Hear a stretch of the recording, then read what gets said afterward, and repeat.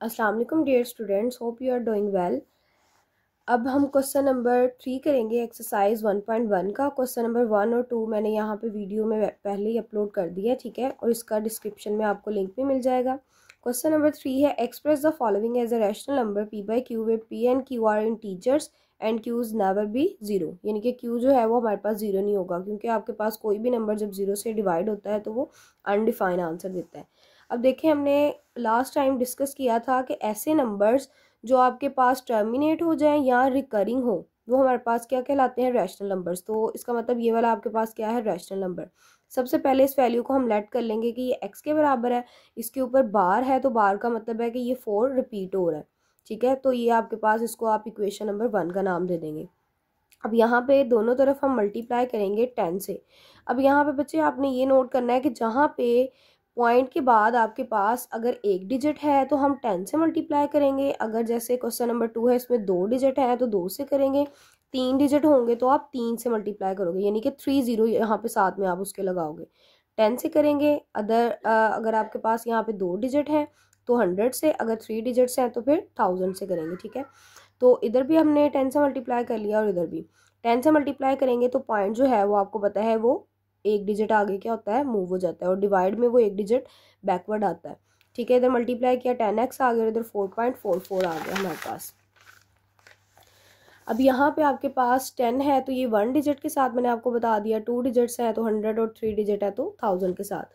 अब उस इक्वेशन को सब्ट्रैक्ट कर दें इक्वेशन 2 में से, जो हमने यहाँ पे आपके पास लास्ट पे इक्वेशन बनाई है, ठीक है, मल्टीप्लाई करके जो आया। इस इक्वेशन में से इस इक्वेशन को सब्ट्रैक्ट करेंगे। लेफ्ट हैंड साइड में से बच्चे लेफ्ट हैंड को करते हैं और राइट हैंड साइड में से राइट हैंड साइड को सब्ट्रैक्ट करेंगे।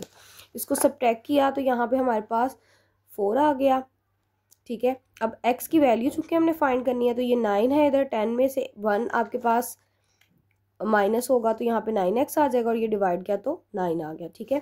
सिंपली नेक्स्ट क्वेश्चन भी सेम आपके पास उसी पैटर्न पे होगा। यहाँ पे पॉइंट के बाद आप देखें 2 डिजिट है 37, तो इसका मतलब 373737 आगे आ रहा होगा। तो हम यहाँ पे मल्टीप्लाई करेंगे 100 से, ठीक है। मल्टीप्लाई बोथ साइड बाय 100, यहाँ पे 100x आ गया, इसी तरह यहाँ पे भी 100 आ गया। इसको मल्टीप्लाई करेंगे हम फर्दर तो यहाँ पे 37.37 आ जाएगा। ये इक्वेशन नंबर 2 बना लें और इसको इक्वेशन नंबर 1 कह दिया, ठीक है।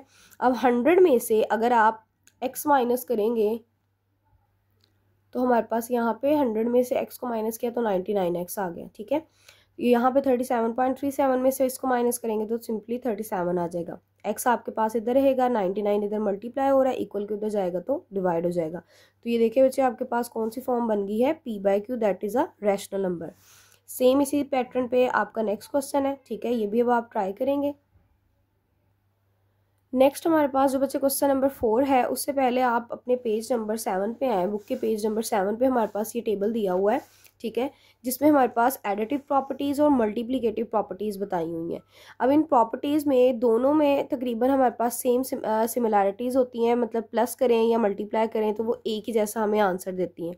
जिसमें सबसे पहली प्रॉपर्टी है क्लोयर प्रॉपर्टी। अगर आपको ये प्रॉपर्टीज़ आएंगी तो वो क्वेश्चन हम इजीली सॉल्व कर सकेंगे, ठीक है।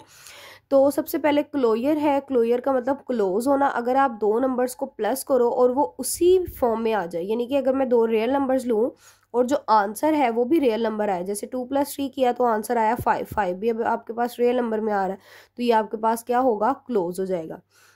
इसी तरह कॉम्यूटेटिव प्रॉपर्टी है, ये आप लोगों ने 6th-7th में भी प्रॉपर्टीज पढ़ी हुई हैं कि आप a + b कर लें या b + a करें तो आंसर पे कोई फर्क नहीं पड़ेगा, ठीक है। सेम इसी तरह बच्चे आपके पास मल्टीप्लिकेटिव में भी होगी, इसको रिलेट करके करें ताकि आपको याद करने में आसानी रहे। a को b से मल्टीप्लाई किया, अगर आपके पास रियल नंबर ही आया तो ये आपके पास क्लोज प्रॉपर्टी हो जाएगी। इसी तरह मल्टीप्लाई में भी अगर आप 2 × 3 करें या 3 × 2 करें तो आंसर 6 ही आएगा, ठीक है। तो ये हमारे पास कॉम्यूटेटिव प्रॉपर्टी है। अब सेम इसी तरह एसोसिएटिव प्रॉपर्टी है। एसोसिएटिव प्रॉपर्टी में हमारे पास 3 नंबर्स होते हैं, ठीक है। तो उन 3 नंबर्स में a + इंटू b + c कर लें, या पहले a और b को प्लस कर लें, देन आप c को उसके अंदर ऐड कर लें। तो इसका समीशन जो है वो दोनों तरफ हमारे पास क्या आएगा, सेम आएगा। ये एग्जाम्पल से आपको अच्छे से क्लैरिटी हो जाएगी। उसके बाद है आइडेंटिटी a + 0 = a, ठीक है। या 0 में a ऐड कर लें तो आपको पता है तो वो वैसे ही रहेगा। 5 + 0 कर लें या 0 + 5 कर लें, सेम इसी तरह यहाँ पे भी एसोसिएटिव प्रॉपर्टी है कि इसको पहले मल्टीप्लाई करके देन आप 2 से मल्टीप्लाई कर लें, या 2 मल्टीप्लाई 3 करके देन आप 5 से मल्टीप्लाई करें, तो आंसर विल बी सेम। उसके बाद अब आपके पास है आइडेंटिटी। आइडेंटिटी का मतलब होता है पहचान, ठीक है। जैसे किसी भी पर्सन की आइडेंटिटी जो है उसकी ड्रेसिंग से, उसकी चीज़ों से, उसकी पर्सनैलिटी से होती है। तो अगर कोई चीज़ अपनी वैल्यू जो है वो चेंज ना करे, यानी कि अगर मैं इसमें 0 ऐड कर रही हूँ तो फिर भी वो नंबर वही रहे, अगर 5 में 0 ऐड किया तो 5 को कोई फ़र्क नहीं पड़ा, तो इसका मतलब ये उसकी आइडेंटिटी पे कोई फ़र्क नहीं डाल रही, तो ये इसकी जो है प्रॉपर्टी है वो आइडेंटिटी होगी, ठीक है। इसी तरह मल्टीप्लाई की जो एडिटिव प्रॉपर्टी होती है, एडिटिव आइडेंटिटी है, वो इसकी 1 होगी, ठीक है। अगर हम 1 से इसको मल्टीप्लाई करेंगे, ठीक है, 5 इंटू 1, तो वो 5 ही रहेगा, तो इसका मतलब उसकी 5 की जो अपनी पर्सनैलिटी है वो चेंज नहीं हुई, तो ये उसकी क्या होगी, आइडेंटिटी होगी। इसको मल्टीप्लिकेटिव आइडेंटिटी प्रॉपर्टी बोलेंगे। इन्वर्स, इन्वर्स नाम से जाहिर है जो उसका रेसिप्रोकल होगा, ठीक है। अगर एक प्लस की वैल्यू है तो जो नेगेटिव होगी वो उसका रेसिप्रोकल होगा। और मल्टीप्लाई में हमारे पास जो डिवीजन की प्रॉपर्टी होती है, मल्टीप्लिकेटिव का इन्वर्स जो होता है वो डिवीजन में आ जाता है, यानी कि 7 को 7 से 1/7 से करेंगे तो 1 आएगा, ये हमारे पास क्या होगा, मल्टीप्लिकेटिव प्रॉपर्टी इन्वर्स की। और यहाँ पे अगर a में -a करेंगे तो 0 आएगा। अभी हमने ऊपर किया कि ये इसकी आइडेंटिटी 0 होती है और इसकी आइडेंटिटी 1 होती है, ठीक है। अब आप अपने क्वेश्चन पे आए। क्वेश्चन नंबर 4 है name the properties used in the following, ठीक है। सिंपल सा बच्चे क्वेश्चन है। सबसे पहले वैल्यू देखें a+4 + b, ठीक है। और यहाँ पे 4 + b और बाद में हमारे पास a है, यानी कि आप इन दोनों को ऐड कर लो या इन दोनों को ऐड करके इसमें करो। तो प्लस के साइन से बच्चे पता लग रहा है कि ओवर एडिशन है, ठीक है। और 3 वैल्यूज हैं, सिर्फ ब्रैकेट हमारे पास यहाँ पे क्या हुई है, कम्यूट हुई है, तो इसको एसोसिएटिव प्रॉपर्टी बोलेंगे। ये आपको शॉर्ट क्वेश्चन में आ सकता है पेपर में, ठीक है। फिर इसी तरह नेक्स्ट क्वेश्चन है √2 + √3 इज इक्वल टू √3 + √2।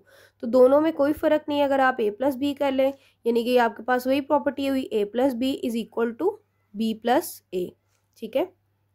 तो ये कॉम्यूटेटिव ओवर एडिशन आ गया।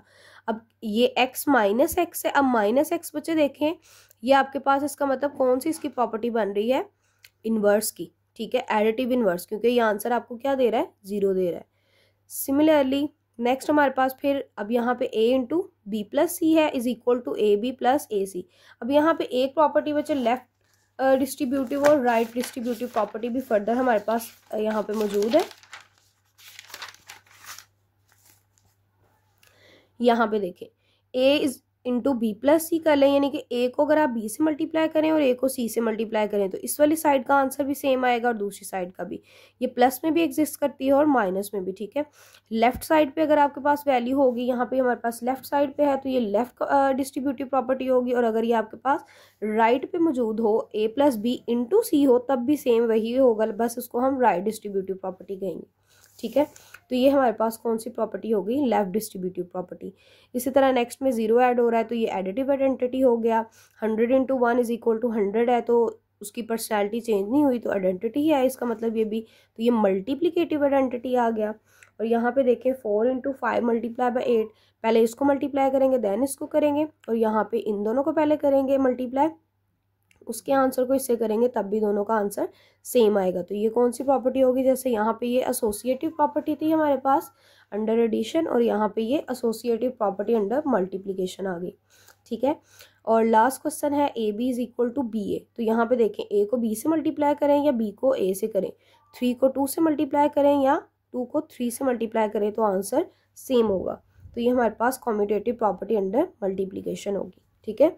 आज की वीडियो हमारी यहीं तक है, ठीक है।